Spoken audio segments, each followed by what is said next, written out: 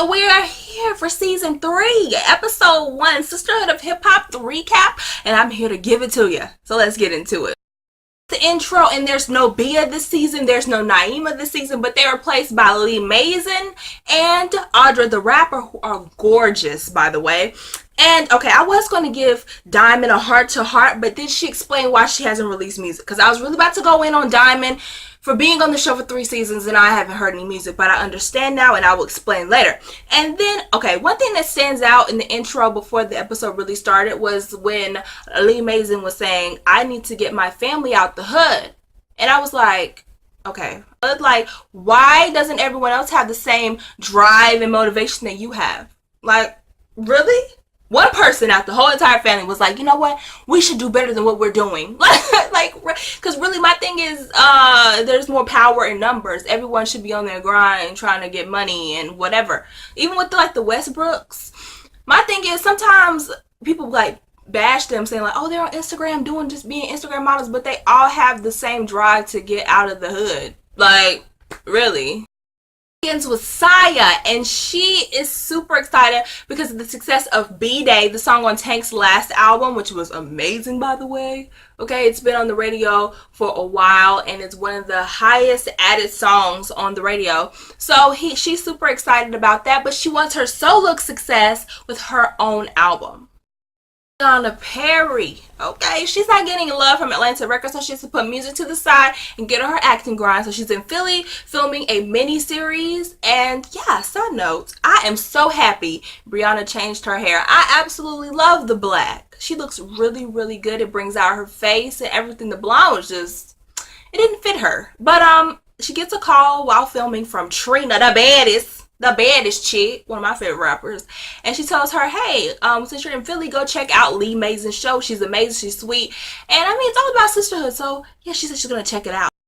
It's Audra the rapper. She is in the studio working with 6 Sense, who is super, super talented. I've heard of him, and so she's got a track from him working, and so she's there by herself, and they're like, okay, so where's your management? And I feel like it's so unprofessional on her management's part, because I know she said in the episode that he does things, he sets things up like this meeting, but he's never there. Like, I'm just like, really? It's so crazy, just a mess. So she's in the studio and the person wants her to do ad-libs, the producer, and she's like, I'm not really a person that does ad-libs. Like, I feel like I'm not a person that does, hey, okay, woo, woo, bow, bow. She's not that person. So she's like, I'm gonna give some advice. So she calls her manager for like some advice on this and some help, and there's no answer. Like, really? It says, leave a message at the tone. So she's like, okay, I have to go back in. I have to figure it out. I'm just like, that's so unprofessional. Your manager should be right there, especially when they know where you're supposed to be.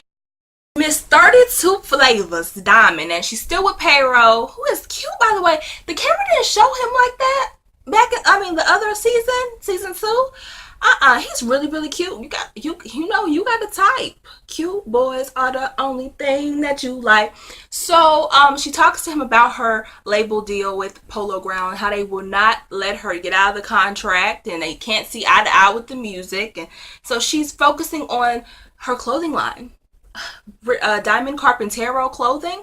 So that's what she's working with. Now, when it came down to Diamond, I was so annoyed this episode because she was trying to act petty. It was like she was working and doing meetings in Payroll. He has a barbershop and he's trying to open up things and be a businessman. And she's like, you should be with me when I go pick out some cloths and fabrics for my clothing line. Like, come on, Diamond. Like, that's petty. I could see if you had to go get surgery. I could see if you were about to have a baby. Just something big and important, but like to pick out fabric.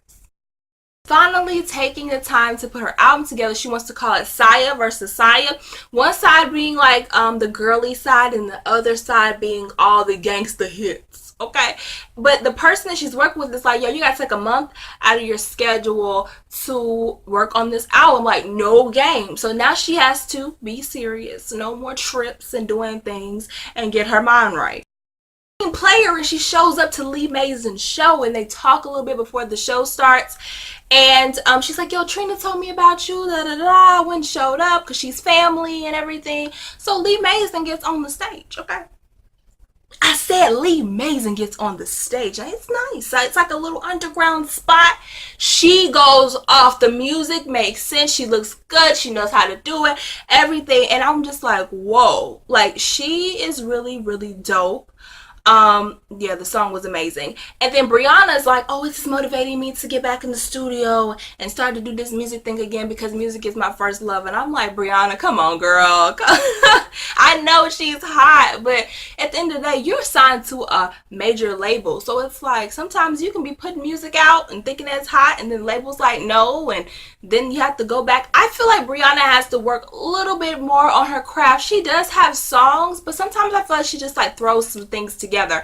I feel like she needs to go in the studio, go hard. Like the way Lee Mason got on that stage, it was like, yo, this is my only way out type music. I feel like when you get a little comfortable, you start just to put music together. And that's the way I feel Brianna's doing right now. But with Lee Mason, it's like, this is my hunger music. Like, I'm going hard because anybody could be in this audience to get me. Really?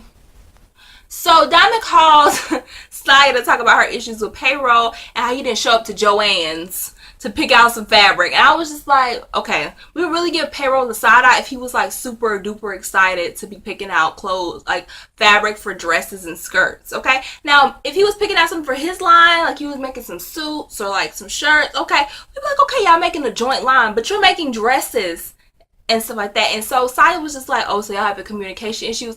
And Saya kept kind of repeating what Diamond was saying just so she could hear what she was saying. And I think after she realized how stupid it was, she was like, yeah, I understand now why he didn't want to come. And it's just weird just not having your partner. And I was like, girl, you better get some friends. You should have picked up Lee Mason and them and told them to come to pick out stuff with you. Like, come on. You should have called Saya and Brianna.